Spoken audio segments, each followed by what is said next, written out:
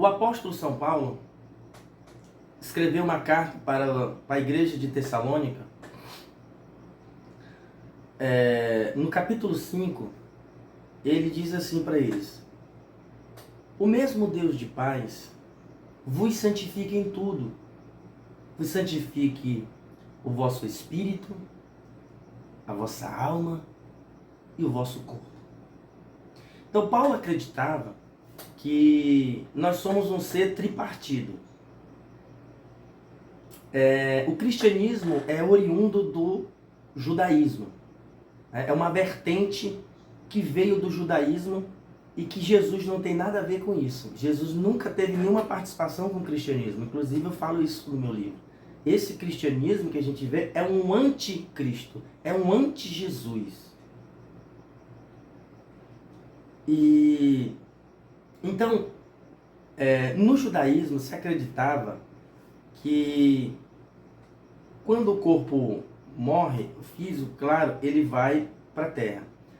Mas o espírito, ele seria uma espécie de elo entre a alma e o corpo. Aquela centelha divina, o espírito seria o elo de ligação para que conectava a alma ao corpo, para receber a mensagem do divino. Por isso que o sábio Salomão diz que o corpo vai para a terra, mas o espírito vai para Deus que o deu. Então, quando você desencarnar, no judaísmo, quando você desencarna, então o espírito, essa centelha do eterno, esse fôlego, esse rua, que é o hálito do Senhor, volta para o divino e a alma transcende. Vai dar continuidade, vai para algum lugar para reparação. E porque ela não precisa mais dessa centelha divina, porque ela já está no campo metafísico. Ela precisa, enquanto no corpo, na matéria, para ter o elo de ligação com o metafísico. Então o cristianismo,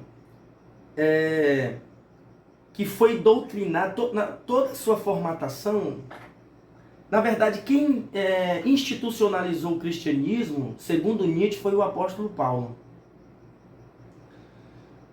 E aí Nietzsche vai acusar o apóstolo Paulo de desvirtuar o evangelho. Ele vai chamar o evangelho de desangélio. Nietzsche vai dizer que o único evangelho perfeito só existiu um, que agora está morto, que era Jesus. Aí você fala assim, Thales, tu fica citando Nietzsche, eu já te vi citando Nietzsche várias vezes, falando sobre isso. Onde é que está escrito isso? É só você ler o Anticristo. Na obra O Anticristo do Nietzsche, o Nietzsche publicou um trabalho chamado O Anticristo. Está nesse trabalho. Lá ele fala sobre isso. Então veja, o cristianismo incorporou do judaísmo esse tripé, corpo, alma e espírito. Então eles acreditavam que nós estamos interligados. Então a alma, ela está completamente arraigada ao corpo, então é pecaminosa. No cristianismo é isso. A alma está ligada ao desejo, da cintura para baixo, os desejos inferiores.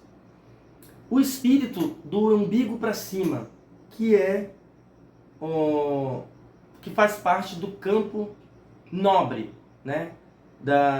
Dos sentimentos superiores.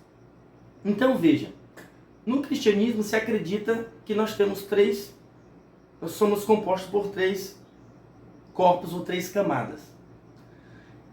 Tudo bem até aqui? Posso avançar agora para o Allan Kardec? Antes de avançar para o Allan Kardec, eu quero fazer uma rápida citação do filósofo e psicanalista Shrek. Eu não sei se vocês já assistiram o Shrek, mas existe um momento em que o Shrek está passando por um vale de cebolas com o burro, e ele fala para o burro, olha burro, nós somos como cebola.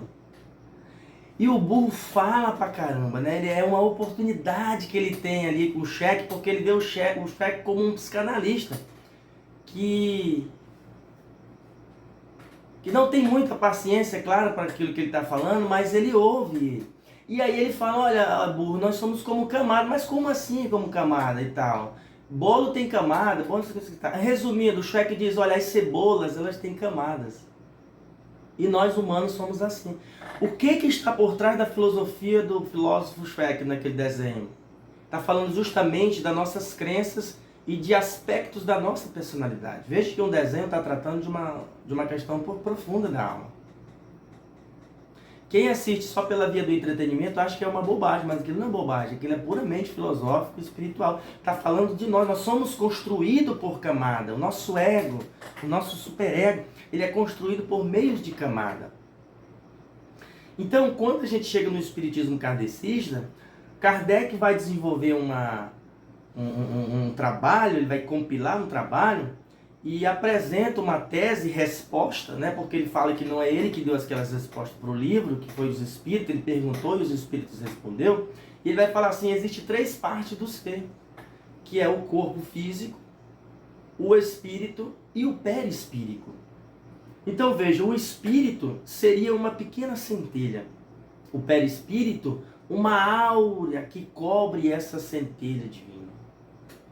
E quando esse espírito acopla no corpo, na parte biológica, fisiológica, esse corpo fica protegido por essa áurea, que é o perispírito, né? Que faz essa cobertura. Né? Por quê? Porque o espírito, que ele chama de espírito, que seria a nossa alma, é um ser da criação do divino. Fala da nossa individualização, da nossa inteligência, está falando do nosso pensamento, dessa chama que é mantida pela eletricidade divina. Por isso que a gente tem esse pensamento, a nossa consciência, porque existe uma fonte. Essa fonte é energia pura. E como nós somos uma centelha dessa fonte, que é energia pura, então a gente consegue manter e ter contato com outros seres. Se o Jean Valjean me visse agora falando dessa energia pura, ele ia ele ia achar graça, ele ia sorrir. Mas quando eu falo energia pura, não é no sentido de bem e mal, ou poluído ou não poluído. Energia pura é que não existe matéria, né? É apenas energia, um vácuo quântico agindo, a inteligência agindo e dividindo a energia em vários processos de condensação, porque cada corpo que a gente tem, cada camada, é um tipo de condensação de uma energia diferente, um tipo de fluido energético diferente. Uns são mais sutis, mais finos, são filamentos, outros mais condensados, até chegar à nossa matéria. Então, esse é o espírito que o Allan Kardec fala. Depois o Allan Kardec vai falar que nós temos o perispírito. O que é o perispírito? É um veículo de transmissão do pensamento. Então o espírito, ou a alma, ela é o nosso pensamento. Mas esse pensamento não poderia ser traduzido por meio do corpo se não houvesse o perispírito. É isso que Allan Kardec está falando. Por isso que existe essa composição. Uma é a matéria, que precisa ser ativada por esse espírito, e precisa ser encoberta pelo perispírito, porque o perispírito é o tradutor, é aquele que vai fazer a transmissão, na verdade, tradutor não, vai fazer a transmissão, ou seja, um corpo, nós temos um campo virtual que é a mente, que processa os pensamentos, que está girando aqui na bobina essa eletricidade, mas sem o perispírito, o corpo, a matéria não conseguiria expressar, transmitir o pensamento em palavras. E a palavra, ela é o que? É vibração. Eu não poderia vibrar por meio da ação verbal. Por isso que lá no Evangelho de João, está escrito assim, no grego é assim, en arché enrologo, kai enrologon pros ponteon, que significa, no princípio era o verbo. O verbo estava com Deus e o verbo era Deus. Por quê? Porque no princípio não tinha corpo físico, só era o verbo. O que é o verbo? A palavra. Então o que é a palavra? Vibração, campo vibracional. O que é uma vibração? O que são ondas vibracionais? Energia. Vocês estão entendendo, gente? Ou eu estou viajando sozinho aqui com meus colegas que estão aqui na sala, no ambiente? Eu estou um monte de colega aqui. Um público tem 6 legião por aqui por perto, só me fazendo vibrar. Então, assim, vocês estão conseguindo entender a dinâmica? Que o perispírito dentro do kardecismo é aquele que vai permitir a matéria vibrar esse pensamento, essa intenção. A mesma coisa acontece com o reiki. Na nossa mão existe milhões de terminações nervosas. Então o que você faz para ativar isso? Você coloca a mão aqui, a palma da mão na outra e começa. Mas mentalmente você já está o quê? Canalizando aqui o Shukurei. Você já está vibrando aqui uma intenção. Você verbaliza e depois, quando você faz, só de fazer, já estou sentindo uma eletricidade aqui do caramba. Estou tudo arrupiado. O negócio está legal aqui, ó. Gente, é uma coisa muito... Só quem é esquizofrênico sabe? Vocês não são, vocês são pessoas normais, do bem, vocês são de Deus, então vocês não sabem o que é isso. Então veja, olha a Ironilde aí que tá aí com uma energia boa pra caramba, uma aura brilhante, que legal. Então veja, quando você coloca o reiki assim na pessoa, é o perispírito que vai atravessar esse pensamento, essa intenção, que vai conduzir essa energia até o sujeito. E aí, quando esse sujeito é tocado por esse poder mental, a coisa acontece. Sabe? Eu lembro uma vez, eu não sei se foi 2017, 2018, não sei. Eu sei que uma vez a Ironildes foi lá no consultório, a gente conversou, bateu um papo, aí no final do bate-papo ela falou assim, eu posso te dar um passe? Eu falei, claro que pode. Aí ela falou, senta aqui, eu sentei, ela veio por trás de mim. E aí, gente, eu fechei os olhos e aí não deu tempo mais de abrir porque eu já estava em outra galáxia. Aí a coisa pegou, sabe? Limpeza total e uma coisa muito rápida. E aí eu saí de lá radiante. Então veja, é uma transmissão muito poderosa, mas isso é tão poderoso, mas é tão poderoso de um jeito que a maioria da sociedade não dá valor e não acredita. Foi por isso que a maioria das pessoas não acreditaram no discurso de Jesus. Porque era um discurso simples. Sabe o que Jesus... As pessoas chegaram perto de Jesus e se admiravam porque ele curava as pessoas. E falavam, como é que você faz isso e tal. Aí ele falou assim, olha, vocês, eu vou ficar aqui só um pouco de tempo, daqui a pouco eu vou embora. Mas eu vou dar uma dica para vocês. Vocês, quando eu for embora, vocês vão colocar as mãos sobre os enfermos e os curarão. Mas como assim? Não tem que fazer um ritual, uma lavagem. Não, é só... Olha, canaliza a sua fé aí, coloca... Vai curar. Jesus estava falando de quê? Reiki, mano. Jesus trabalhava com reiki. Toda a Bíblia está mostrando ele usando o poder da mão e da mente. Ó. Porque reiki é... Aqui, ó. Energia, eletricidade... Magnetismo do corpo emocional para você emanar compaixão. Daqui vem a eletricidade, a intenção. Daqui a compaixão e o amor emocional, você vibra. E quando você estende a mão, pronto, é a descarga. Vai passar por aqui, ó, pelo cano. Aí a magia acontece. Mas é uma coisa tão simples e aqui é de graça. Aí muita gente não acredita e não valoriza. Mas se for caro, se você for para propaganda nas redes sociais e falar que o negócio é caro, as pessoas... Aí elas valorizam. Não, se é caro é porque associa, se é caro é bom. Entende? Mas quando eu falo isso, não é no sentido de julgar essas pessoas que pensam assim. Eu entendo elas, porque é uma questão cultural. Então veja, só para finalizar essa parte aqui, eu vou já dar a palavra para a Leonilde, ela levantou a mão aí. Vejam só para finalizar essa parte. Então o espírito, vejam só, o espírito pensa, o perispírito transmite essa energia, traduz essa intenção e o corpo executa. De outra forma, o corpo deseja, que é a alma, ser desejante. O perispírito transmite esse desejo, essa intenção. E o espírito faz o quê? Recebe essa informação, acolhe. E isso é traduzido, se transforma em ação. Então veja, ação não é só um gesto mecânico do físico. O processo intencional da mente já é uma ação que você está executando. Então ela está no campo mental primeiro.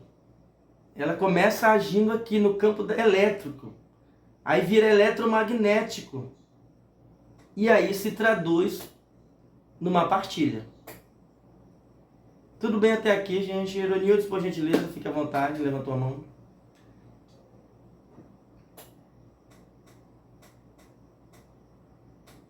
E é uma maravilhosa, Josete. Então, eu só quero compartilhar aí com vocês. Realmente o reiki, essa energia universal está disponível, né? O tempo todo. E que ela faz milagre. Mas esse momento, só quero compartilhar aqui, que o doutor Eliseu falou. Ele fez uma sessão de hipnose comigo e eu entrei em transe e fiquei assim, quando eu voltei, eu estava assim flutuando. Aí eu fui orientada, aplica aí um reiki nele. Aí eu falei, rapaz, aplique. Aí eu falei, bem, vamos lá, né? E eu saí andando assim, parecia que eu não estava nem ali, né? Aí apliquei o reiki nele quando terminei, mas foi uma coisa assim, pra mim foi muito rápido. Mas eu sei que é porque eu estava em outra dimensão. Aí ele falou assim, tu acredita que meu mestre veio e falou que eu tenho que ser iniciado nessa técnica? Eu falei, pronto, aí já consegui pra ele. E aí no dia fui com a galera, formei um grupo, levei lá pra mestre reiki e aí ele me aplicou o reiki depois pra provar que ele já estava iniciado. E esses milagres assim, maravilhosos acontecem, né? Essa vibração maravilhosa acontece. Aconteceu comigo, devo estar assim, minhas crianças, ia fazer uma prova prática oral, minhas crianças as duas ficaram fora, uma semana que eu estava mal, não tinha nem estudado, eu digo, vamos lá. Aí a pessoa me aplicou a reiki, quando terminou, eu já era outra pessoa, ela disse, você tá uma caveirinha. Me aplicou o reiki, quando terminou, eu vou fazer essa prova, vou ficar você a última pessoa a fazer e vou passar. Tirei 9,5 na prova oral. Eita! Então, assim, é isso. É esse milagre, é esse milagre que Jesus falou. Vocês também farão. É só tocar, vocês também farão. Então, acontece mesmo. Isso que eu quero compartilhar com o grupo. Obrigado, Ironildes. Realmente, eu acho que, só para complementar aqui a fala da Ironildes, obrigado, Ironildes, pela colaboração. Eu acho que uma das coisas interessantes no nosso processo é a gente não ter medo ou não ter vergonha de caminhar de braços dados com a humildade. Por quê? Porque se a gente cair na distração do nosso ego, a gente pode perder a oportunidade, porque às vezes o nosso mentor espiritual ele nos testa para ver em que nível nós estamos. A Ironildes, ela citou um caso prático agora. Veja, ela foi lá no consultório comigo, lá na clínica, para receber uma sessão de hipnose. Fizemos o trabalho e quando terminou, ela recebeu uma orientação do mestre dela para aplicar em mim uma dose de reiki. Ela é testemunha, na hora que ela me falou, eu falei, agora minha amiga, onde é que eu sento? Aí ela só falou, sente aqui. E ela já estava tomada também, que ela não abria nem o olho. Ela estava de um jeito, tipo, não sei se vocês já foram numa gira na Umbanda, quando as pessoas estão incorporadas, quando incorpora ali o Zé Pilintra, eles ficam com o olho fechado, né? Ela estava desse jeito, com o olho fechado. Era só os olhos espirituais que estavam guiando ela. Estava tomada, inebriada. E aí eu falei assim, agora, minha irmã. Mas foi tão... Ela estava tão tomada, gente, que eu não sei quanto tempo durou aquele negócio, mas foi rápido. Me transformou assim de dentro para fora. Foi um rapidinho, uma loucura. Agora você imagina se eu caísse na distração de falar, não, mas eu sou o terapeuta aqui, você está numa condição de paciente. Você já pensou se eu caísse nessa distração que é uma bobagem? Que isso só ia me fazer perder uma oportunidade de crescer. A gente não tem que ter medo de ser abençoado. Pode ser um mendigo que falar assim, meu irmão, eu tô sentindo aqui de falar um negócio pro senhor, eu tô sentindo... Meu irmão, vamos lá? Por quê? Porque não tem ninguém melhor do que ninguém. Nós não somos melhor do que ninguém. Todos nós temos potência dentro de nós. Então, ainda mais a Eronilde, uma bruxa que é uma bruxa ancestral. Na verdade, assim, eu não sei se vocês conhecem bem a Eronilde, mas eu já dei uma viagem assim um pouco no tempo. E ela tem uma ancestralidade de bruxa mesmo. Então, assim, não tem como, mesmo que ela quisesse fugir, não tem como. É um karma mesmo que persegue ela. Então, ela só vai dar continuidade e desenvolver a missão que ela tem que fazer. Então, vamos lá, continuando aqui. No yoga, nós temos... na tradição yoga, diz que a gente tem 5 corpos. Que o primeiro corpo é o Anamaya Kosha. Anamaya Kosha é o corpo físico, né? Onde está a nossa vitalidade e o apego à matéria. O segundo corpo é o Pranayama Kosha, um corpo de energia vital. Por isso, Pranayama Kosha, que é essa energia vital que flui no nosso sistema. Nós temos o Manomaya Kosha, que é o corpo mental. Nós temos também o Vishnamaya Kosha, que é um corpo intelecto, né? Que é um aspecto nosso do intelecto superior. E o Anandamaya Kosha, que é o corpo da felicidade, que é aquela áurea de felicidade que você consegue acessar por meio da ativação do seu corpo búdico, né? Então, na nossa tradição, alguns chamam de áurea búdica, né? Então, veja, Buda, quando fala em Buda, muitas pessoas só lembram do Siddhartha Gautama, né? Mas o Siddhartha Gautama, ele foi um dos muitos Budas que já vieram e que ainda existe no nosso meio. Porque Buda não é um nome próprio. Buda é um título. No sânscrito, Devanari, Buda significa desperto, que vem do radical Budi. O tronco verbal radical do sânscrito é Budi. Budi significa despertar. Então, todos aqueles que estão no caminho da espiritualidade, que encontram a iluminação, eles recebem um título de Buda, que significa aqueles que despertaram. Despertaram de quê? Da ignorância, do sono da ignorância. Mas que ignorância? De si mesmo. Deixa eu dar continuar falando rapidinho. Eu posso continuar falando rapidinho sobre isso aqui? Eu não sei nem por que eu entrei nisso aqui, mas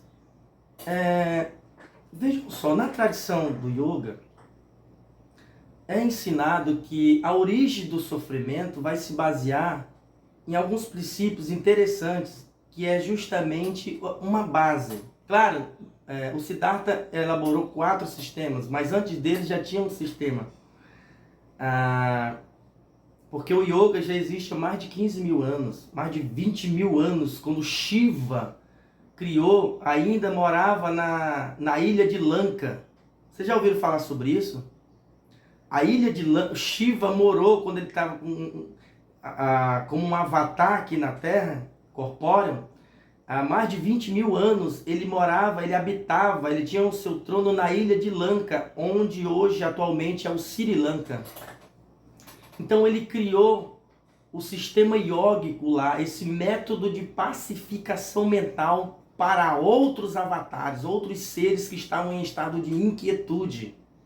Então o yoga não foi criado para os humanos, ele foi criado para outros seres outras divindades, que estão em outra categoria. Mas isso é uma outra aula, né? Vocês me seguram, Judete, que senão eu começo a viajar aqui, a esquizofrenia é forte. Então veja, na tradição, o Shiva ensinou que a nossa ignorância é que nos permite emergir um sofrimento. E o nome disso no sânscrito é avidyai, ou avidjai. É claro que quando a gente chega aqui na gramática do português, a gente vai ver que o a é um artigo de negação, né, no português. Então, nesse a transliterado do sânscrito, a significa não. E vidya significa conhecimento. Então, o que o Shiva ensinou? Que a falta do conhecimento de si mesmo é que vai gerar sofrimento psíquica e corpórea no sujeito. Olha, gente, não é eu agora que estou falando, não. Não é um charlatão Eliseu que está falando agora. É o Senhor Shiva, a divindade suprema. Então veja, quando Siddhartha alcançou a iluminação, ele se retira do trono e fala: olha, papai, foi muito bom enquanto durou, muitas riquezas, mulheres, bebidas, festas, mas estou partindo só com a roupa do corpo. Ficou louco. É isso mesmo que você vai ouvir se vocês continuarem comigo nessa jornada e acharem que está tudo bem. É isso mesmo, loucura, esquizofrenia, delírios e por aí vai. Então ele vai para a periferia da Índia, vai morar na rua com os agricultores, próximo aos agricultores que lhe davam abrigo. E aí ele optou, ele falou: olha, eu não vou conversar com vocês em sânscrito, que é o idioma sagrado. Eu vou falar com vocês em Pali, que era um dos dialetos da Índia na época, que era usada pela comunidade rural, a comunidade pobre, a comunidade, a escória da sociedade. Por aí a gente já vê que o cara estava iluminado mesmo. Por quê? Porque ele não quis nem usar o idioma sagrado para não gerar um impacto naquela comunidade. Ele quis descer um máximo nível de humildade e falar: olha, eu vou falar a língua de vocês aqui, ó, o dialeto de vocês, que é Pali. É um dialeto daqueles que são moradores rurais que nem sabem se comunicar direito, que pronunciam as palavras erradas, sabe? Uma comunidade onde as pessoas não sabiam ler. E aí todas as pessoas que vinham ouvir o Siddhartha, gente, eu não sei vocês, mas eu tô ensandecido aqui um pouco, eu tô sentindo, me arrupiando aqui, sentindo uma energia boa e a coisa tá flutuando aqui. Então veja, as pessoas que começaram a vir ouvi-lo não era uma multidão, como muitas pessoas falam, uma multidão estava ouvindo o Siddhartha. Não, pouquinhas pessoas. Houve um período depois que cresceu as pessoas, claro, depois, né, muita gente, mas eram poucas pessoas. E aí, ele criou um termo para essas pessoas. O Siddhartha começou a chamar essas pessoas, sabe de quê? Que começaram a segui-lo, que passaram a ouvir a sua mensagem? Bhikkhu. Bhikkhu se escreve assim em português: B-H-I-K-K-H-U.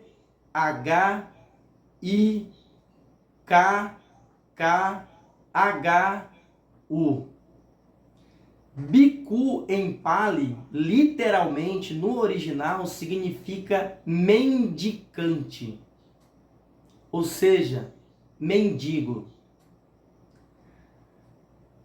E foi daí que surgiu o termo monge. Então, originalmente, o termo monge significava mendicante, aquele que não ia trabalhar mais, que não ia mais trabalhar fisicamente remunerado, porque ele ia viver de doação. Ele ia mendigar da sociedade, da população, um prato de comida, um alimento, um pedacinho de bolo, um pouquinho de arroz. Ele ia viver mendigando, viver de doação. É por isso que os monges não podem trabalhar e receber pelo seu trabalho como a gente trabalha remunerado. Eles vivem de doação. Quando eu falo não pode trabalhar, gente, é um trabalho físico, material, como o nosso. Mas eles trabalham espiritualmente falando, eles oram, eles cantam os mantras, né? São as orações. Então, quando uma pessoa oferta um alimento para eles, eles também não pegam dinheiro. O que é que eles fazem? Eles evocam um mantra abençoando aquelas pessoas, que é o trabalho espiritual, ajudando aquelas pessoas que desenvolveram uma boa ação a queimar um pouco dos seus karmas e ter uma melhor paz interior. Então veja que biku significa mendicante, ou seja, aquele que vai viver de mendiga, de migalhas. Ele vai ter que se abster, afastar o seu ego do apego aos bens materiais, ao conforto, para viver de caridade. Em troca disso, você abençoa aqueles que também te abençoam. Tá. Vamos continuar, porque senão, gente, isso aqui vai virar um sermão. A Judete já estava até pensando, agora virou culto. Tava indo bem, agora virou um culto, virou um sermão. Então vamos lá, gente. Sim, o Hermógenes está com a mão levantada. Hermógenes, por gentileza. Seu. Oi. Pra mim tá me ouvindo, né? Tô ouvindo. Tá. Eu vivenciei de forma intensa 13 anos dentro do kardecismo. E agora você me falando desse espírito, pra mim lá, eu tinha como uma nomenclatura, né? Tanto é que você falando agora me veio uma pergunta. Você quando sai, que os espíritos de luz, eles precisam muito da gente como espírito denso para fazer resgate no umbral, né? Isso. E nesse caso, você agora me apresentou aí falando do perispírito, eu queria como é que fica essa dualidade das coisas, porque para mim o espírito quando sai, o corpo adormece, né? Está em repouso, redobrando as energias.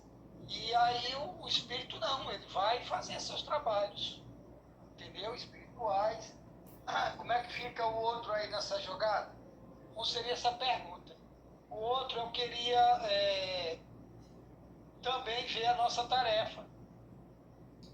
Eu tenho alguns questionamentos lá, tá? Você não passou a tarefa na aula passada? Isso, a gente vai falar sobre a tarefa já já. Tá bom, então. Mas veja. Eu queria que tu me esclarecesse isso. Veja. Quando o nosso corpo físico dorme para recarregar a bateria, existe um elemento que é o fluídico, o corpo fluídico, que está ligado também ao perispírito, que se mantém no corpo físico. Porque na linguagem hindu, isso seria o prana, a energia vital para a manutenção do corpo físico.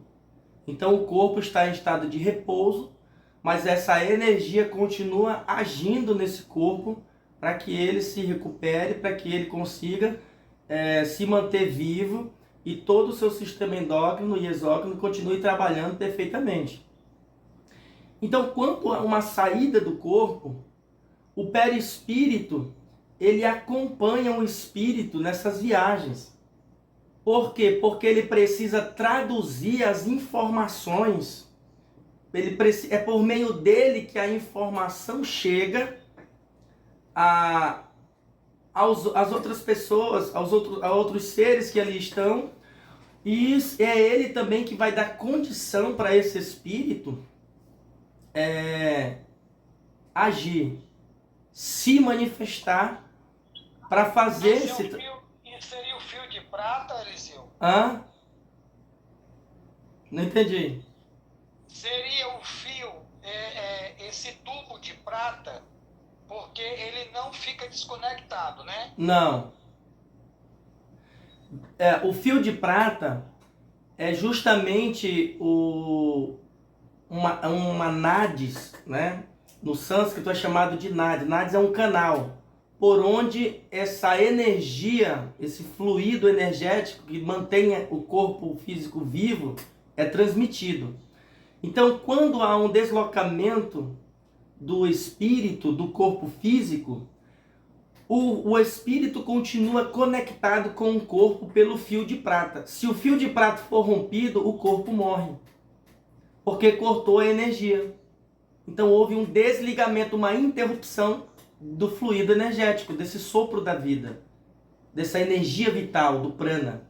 Então, quando o espírito sai do corpo, o fio de prata continua junto, interligado ali com a pessoa, e o perispírito é como se fosse uma áurea que está ali por cima daquele espírito, não só para dar proteção, mas também para dar condições em que o espírito processe aquela informação, não só processe esse pensamento, mas ele consiga transmitir esse pensamento, essa fala, essa mensagem. Porque sem o perispírito, o nosso espírito ou a nossa alma não teria condição de executar a tarefa. Porque a mensagem não chegaria. Você chegaria até o local, mas e aí? Você vai falar o quê? Tudo é feito por meio de ação, de comunicação, de vibração. Então, por exemplo, o teu espírito, a tua alma está aqui. A tua consciência está processando a informação, mas não tem como transmitir. Então você chega no umbral, chega no lugar, aí você vai fazer o que lá? Se você não consegue transmitir isso. Então, o perispírito é esse ponto de contato que você vai se comunicar. Vim aqui fazer isso e isso. E aí você emana essa luz, emana essa energia e faz o resgate. Claro que você não vai só, você vai ter os seus amparadores que vão estar com você e haverá também outros seres do outro lado que vão tentar te impedir. Por isso que os Exus, quando vão acompanhando nesse trabalho, na verdade a maioria dos resgates é feito pelos Exus, que são os batedores, são os polícias do campo espiritual, né? Eles são como se fosse o BOP, a tropa de elite. Por quê? Por isso que tem pessoas que associam os Exus a demônio. Por quê? Porque ele se reveste de uma energia densa, pesada. Por que ele tem que fazer isso, essa armadura? Ele tem que se revestir disso porque senão ele não consegue entrar no umbral. Porque lá é muito pesado, então ele tem que equacionar a energia, entrar no mesmo ritmo, na mesma sintonia vibracional para poder não ser atingido e fazer o seu trabalho. Além de se proteger, proteger a pessoa, te auxiliar naquele trabalho e emanar uma energia de fogo, disparar fogo sobre os quiumbas que não vão querer deixar você fazer um resgate de uma alma ali de graça. Eles vão lutar. Porque quando se entra no umbral, os quiumbas se armam de fogo pesado, porque eles têm tecnologia avançadíssima, irmãos. É tecnologia de ponta que a gente nunca nem viu ainda aqui nesse plano, ainda vai surgir. Então são altamente tecnológicos, então você tem que entrar protegido numa energia densa mesmo para poder fazer esse resgate. Por isso que as